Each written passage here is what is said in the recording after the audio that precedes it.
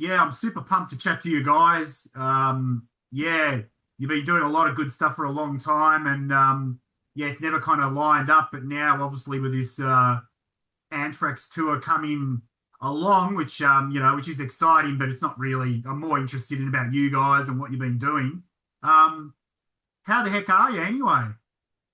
That was fantastic. I mean, we just got a off a run with Avatar, who are a Swedish band.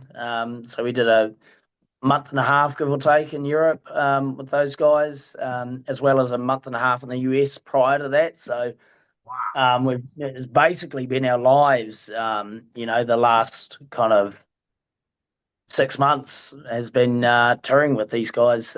So yeah, coming into Aussie and just doing 4 shows is going to be interesting. But coming off those tours as well, we're so locked in with the set, and I think these shows are going to be bloody tight, and it'll be good to see the guys from Anthrax again because we toured with them in 2019.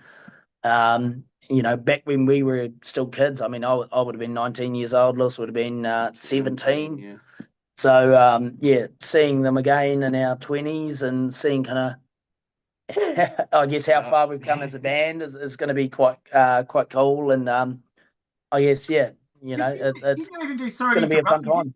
Didn't you even tour with like Ministry like really early in the piece? Like I, Yeah, yeah, first US tour. History. I Yeah, must have been 16. 18 and 16. Yeah, so that was wow. really, and it came out of the blue as well because originally the band that was supposed to be first support on that tour pulled out, so we were like a jump-in option on that. So yeah, it's kind of cool how things like that line up. That's unbelievable. Like I knew it was early in the piece. I didn't know you were that young. That's insane, isn't it? Like it's unreal. Yeah. Talk about Yeah. Well, experience. Now first time overseas as well, man. now I definitely feel like I'm at the ripe old age of 23. Yeah.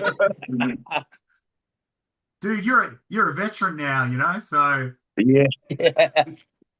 isn't it kind of funny because I like even in Oz when the promos kind of come out, it was really it was kind of almost obviously different genre, but because you were teenagers, it was almost kind of like the Silverchair thing. It's like, oh, oh, Yeah. look at those teenagers. Oh, isn't it good they're into that or whatever? And it's like, no, dude, they're like really into it. And now it's you know, it's it's obviously a career now, but it's like, yeah, they're not like just show ponies. Here's the teenagers. Oh, how good, like No, Yeah, well, I mean, all of us are now in our mid to late 20s, so it's definitely something that we're looking to uh, pursue for the rest of our lives. And something that we enjoy as well, man. If you love your job, you never work a day in your life. that's it. exactly. 100%. Yeah, because yeah, I seen what you were touching on before. Some of the tour dates, like the European ones and stuff. It's pretty extensive. Like, yeah, the you covered a lot of ground in. Yeah, I mean, obviously that's yeah, like we said, it's your career, it's your job, even though it's super enjoyable. But that's full on. Yeah, well, and I think this one just been actually out of all the tours we've done in the last few years, it's been the most Ks we've done. Going between shows and everything. I think it was something stupid like 55,000 Ks, Yeah, I think so. which is a fair bit, eh? Yeah, yeah, you definitely need your downtime after that. But as you said, you've had sort of consecutive tours, like you said, the US, European legs. It's not much of a breather. Yeah, Yeah. well, I mean, I suppose, yeah, that's the upside of it as well, is, we're going to be so locked in on these shows. Mm. Um, we've been playing the set minus a couple of songs for the last 6 months. So, when it comes to these shows, we're just going to be fully into it. And I think now that we've got 3 albums as well, we've got a lot of material to kind of curate a really specific set for the audience as well. So, it being a thrash audience, we're playing with Anthrax. we get to pick a lot of thrashy songs that we think everyone's going to love. I mean, we'll find out on this first show, I suppose. But I think it's kind of this cool thing now that we've got so much material to choose from that we really get to put a set together that we really enjoy.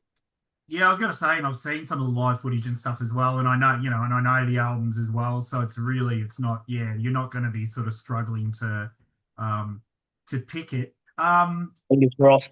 Yeah. Now, I wanted to, one of the things I really love that you definitely, literally wear your hearts on your sleeves is about, being authentic. Like, it's not, a lot of people, they kind of, they give props to their, their native land and their sort of language. Particularly from where you're from, how does it feel? Because it's sort of like even your main language is sort of like, I suppose you call a vulnerable language, isn't it? Because it's I've read about the risk of it sort of dropping away and stuff. And for you to incorporate that into your music, it's really authentic. That's what I'm trying to say. It's not tokenistic.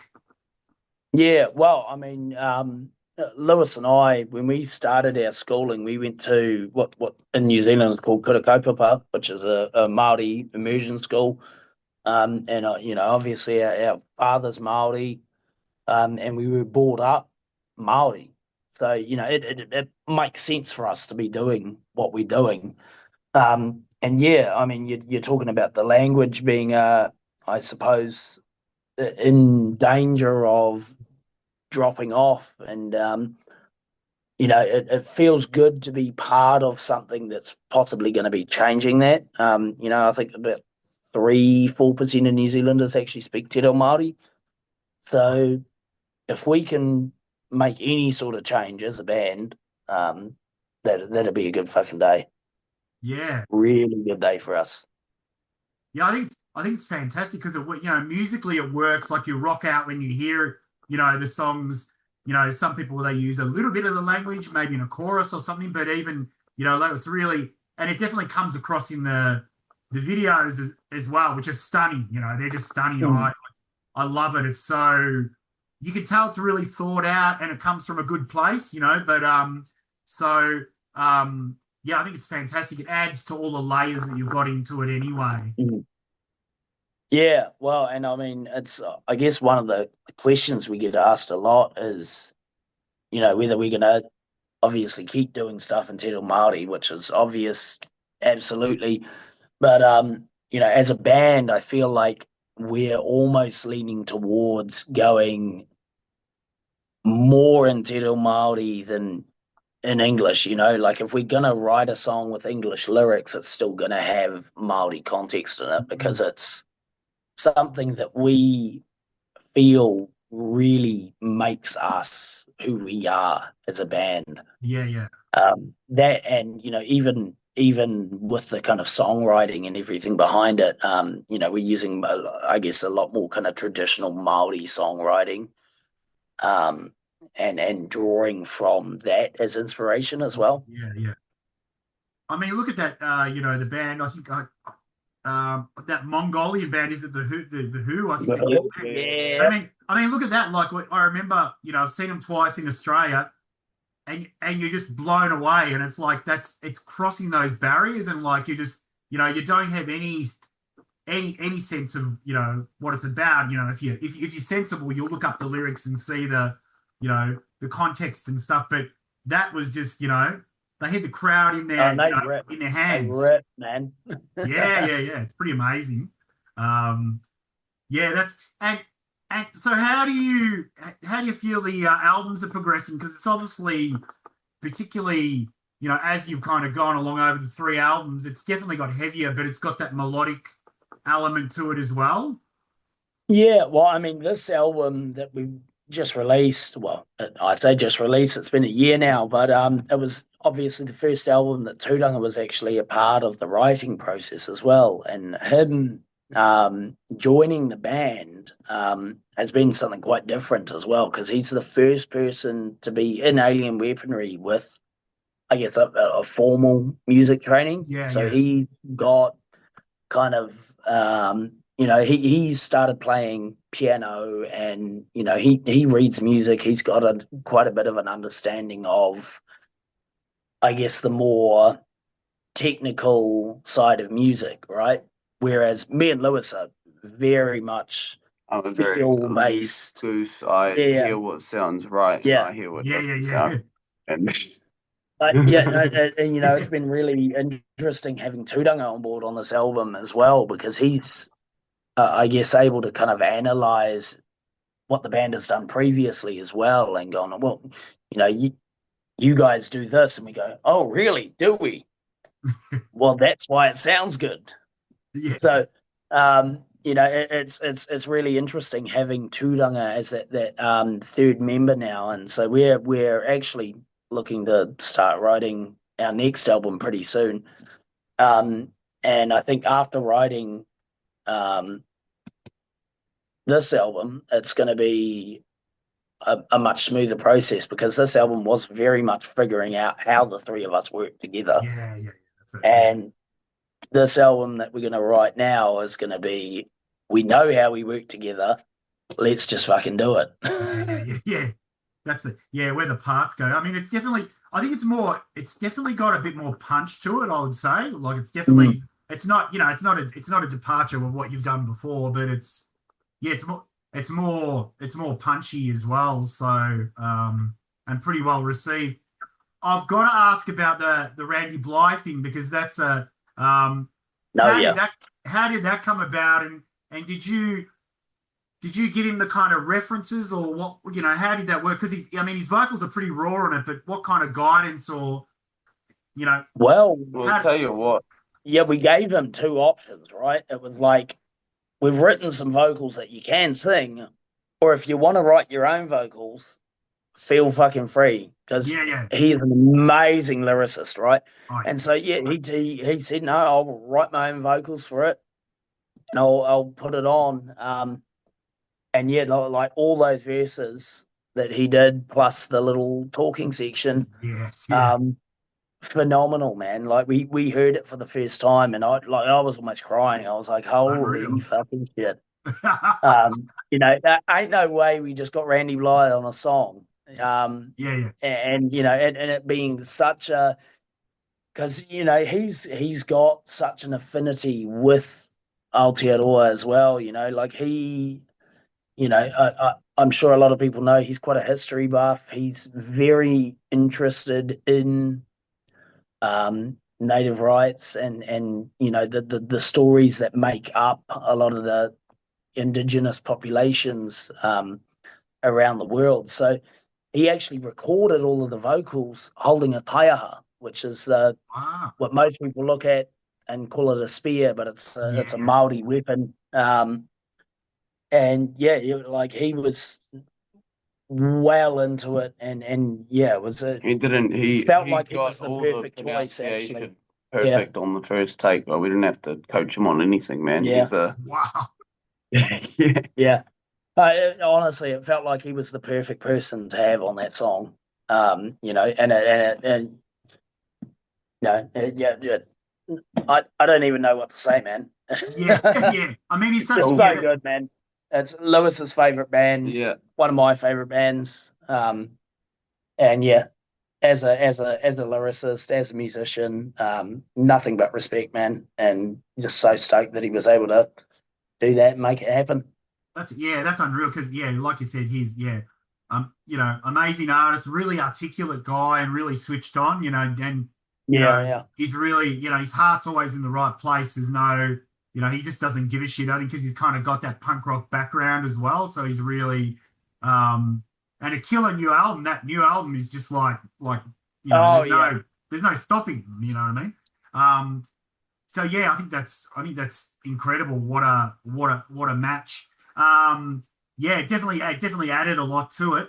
How do you feel about the Anthrax support coming up? Because you've obviously played with a shit ton of awesome bands over your career already, like amazing festivals and that. How do you? Is there a bit of? I mean, or kind of even festivals? Is there a bit of pressure on to just be yourself and not fuck up, I suppose, or just as you said, you're so tight with Yeah. the set now. Yeah, I wonder about that. Funny enough, number one, like me and Lewis grew up listening to Anthrax. In particular, the record they did with Public Enemy, Oh, Kill the Noise, yeah. Oh, awesome. But yeah, no, we've done a tour with them previously. So we actually toured with them in Europe in 2019. So it's going to be really interesting being back on the road with them in a very different non-European context. yeah, A lot closer to home. Plus, we're not kids anymore. So yeah, it's going to be good fun, I think. And we know the guys from the previous tour, and they were nothing but fantastic. So really, we've got no worries in terms of getting along with everyone. yeah, awesome. And obviously, we want to perform for everyone that's coming out to the shows. So that's going to be what it is. And fingers crossed. I think we got everything pretty locked in. So I think we'll be fine. I think we'll be all right. Yeah. Yeah, that's it.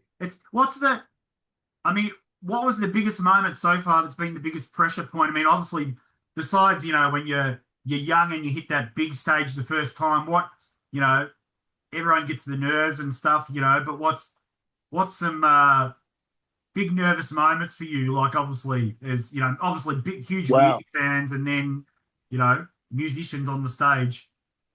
I think probably before we played Larkin was a pretty big moment for us.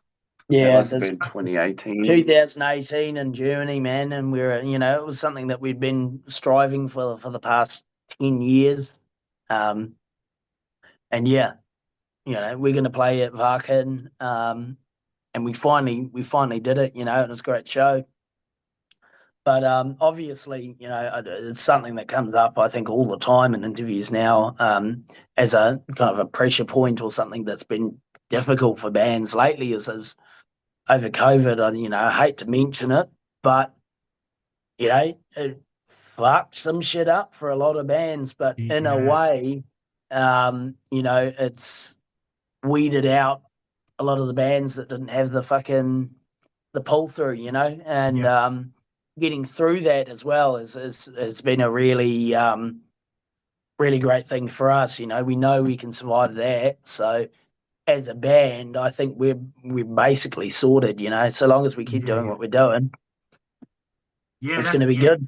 Yeah. No, that's because as you said, a lot of people they pulled away from it and just it was too much. So particularly what as we talked of earlier, how sort of busy you can be all the time and stuff and the demands.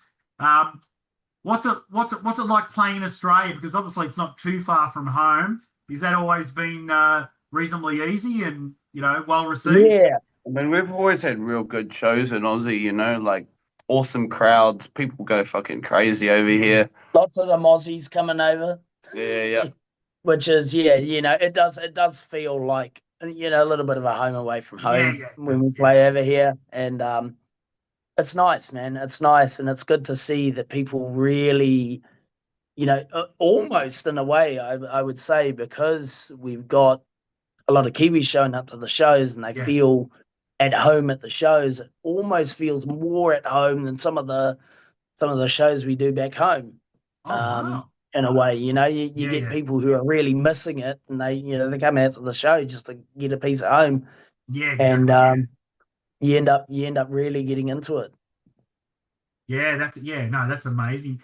Now the riffs in the band, they're sort of somewhere between, as you said, obviously there's a bit of a appreciation for Lamb of God like many people, but it sits between that thrash and that groove.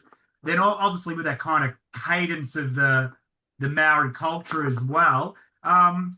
Did that come kind of naturally to kind of as the albums went on to have that groove and that, as we talked earlier, that cultural perspective as well, or did you to make it meld together as a body of work that sounds like you? Yeah, well, I mean, I think really it is a culmination of what we listen to as metal musicians, as well as how we were brought up. So, we did listen to a lot of groove metal before we started writing our albums and writing our music. And we still do listen to a lot of groove metal as well as, you know, a shit ton of other stuff as well. Yeah. And then the Maori side of things. I mean, Lewis and I grew up speaking Maori. We went to something called a kura kaupapa Māori, which is a Maori immersion school. So it was something that we grew up with as well. So it made sense when we started writing in Māori that we would not only write in Māori, but write with Māori music as an influence as well. Yeah, that incorporation, because it's to come across. And do you think people get that perspective? You know, like kind of like the cultural kind of story, like say in your videos and that, to people. I suppose do you have fans that say, you know, that was very visually good, you know, and they inquire about it, you know, the background and stuff. So do you feel it's well, you know, that it carries across to the audience? Oh yeah, generally, yeah. I think people get the memo, and if they don't, it's more of a lack of research or a lack of opening their eyes. I mean, we have people coming out to shows. You know, we had a couple of guys actually a year or so ago come out to a show in Switzerland, and there were two Dutch guys living in Switzerland studying Māori because of the band. So wow, that's kind of how far it reaches, right? You know, so they were learning how to speak Māori. Wow. And everything just because of what we were doing. So it's really cool to see the kind of impact it has on some people who are, you know, obviously very much into the music and very much into what we're talking about. That's unreal. Yeah, so you know, to spread that far and that deepness is pretty unbelievable. And from your continent, where do you think the kind of the you know, the underground and the metal scene is at? Because it's kind of you know, some sections of it are very popular. Like it's, you know, a lot of people know about, you know, New Zealand, like black metal and other things. You know, there's always kind of bands coming through. Is it building, or is it kind of regional, or what's the current kind of? I mean, we've got some very interesting things happening in the New Zealand scene at the moment. Yeah. You know, there's obviously Shepherd's Rain, another band that is singing in a native language. Yeah. They've just done a metal cruise actually, quite recently. So they, where was it? Shipwrecked. Yeah, Shipwrecked, and they ended up playing on a beach in an island somewhere with people doing a circle pit in the water. So you know, there's some bands from New Zealand that are making some big waves. I know Vana, she's I don't know how you'd describe it. She's kind of new metal. I guess the kind of wave of like, I guess, goth / steam metal. You know, it's but like very much a modern metal style. But she's blown up at the moment as well. She's just open for Linkin Park. So there's some big things happening within New Zealand, which is really cool. Obviously, you know, us having made the rounds in Europe and everything, I think we're going to start seeing a lot of other New Zealand bands possibly on tour with us outside of New Zealand. So yeah, it's you know, and you know, there's always going to be underground bands. Unfortunately, a lot of the venues we were playing with when we were starting up, you know, places like the King's Arms in Auckland actually have shut down because of city noise limits and bullshit. Yeah, so gentrification. Yeah, we have that too, big time. Yeah, I know. We were talking actually with a couple of friends who live over here as well, and it seems to be a problem everywhere, right? You know, places are shutting down, and bands don't have anywhere to play, or you know, the places that they can play are not so great. Yeah, it's a weird thing. Like even a lot of places we've had pubs that have been around for so long, like over 20 years, but they build an apartment there. And then the new apartments, you know, the yuppies, they're complaining about the noise limits and that. And then, you know, it's like, hang on, the pub was here first. And then, that's happened a lot. Or couldn't be bothered double glazing all the windows. No, you know. it's only music, they kind of think, or it's got to be done by 11 or something. You know what I mean? There's a lot of Yeah. stuff like that. I think happens kind of all around the world. So that tour is coming up, and then after then is really the writing of the Yeah, album. Is that the next kind of big thing? Yeah, we're focusing on music from then on. There might be some stuff coming down the pipeline, but we don't know yet. So standard, keep your eyes and ears peeled, look at the social. Yeah. So I'm not going to keep you much longer. So do you have, obviously the kind of trajectory of where you've been and stuff, does it give you moments where you just pinch yourself and think, I can't fucking believe this has happened? You know what I mean? Like it's just, like as you started off with every day, mate. Every day. Every cool fucking band you get to see, every cool person you get to meet that you were inspired by, you're like, how the fuck did I get into this situation? Yeah. Well, and at heart, we're still the little kids that started the band, with a little dream, and now we're here, I guess.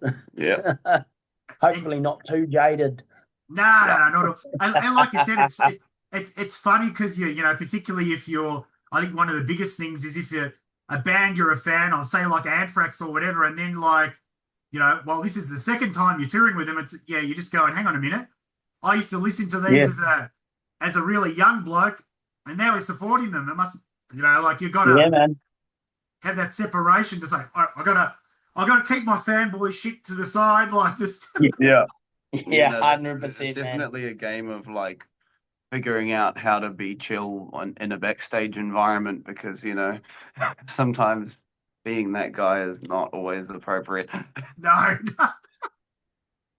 I know, even when I've interviewed some bands that I adore, and then when I meet them, I'm just like, oh fuck, I've got to compose myself. I've got to not be just reel it in, And weirdly, occasionally you do get the odd. Our dad used to do stuff for TV, and he interviewed Green Day once, and he used to like Green Day quite a bit. Yeah. And he was recording with a boom mic. He was recording sound for them. They were about 3 hours late for the interview, and just dicks. And he was like, "Right, no more Green Day. See ya." That's unreal. So it does make an impact, eh? Does make an impact. And it's also too, there's as you would most definitely know, there's a real mix of people too, isn't it? Some of them are really nice, and some people are just dicks, and they're not, they haven't got the time of day, some people, but some people are lovely, aren't they? Well, thankfully, I think the metal scene in particular is full of people who just have all the time in the world. Yeah.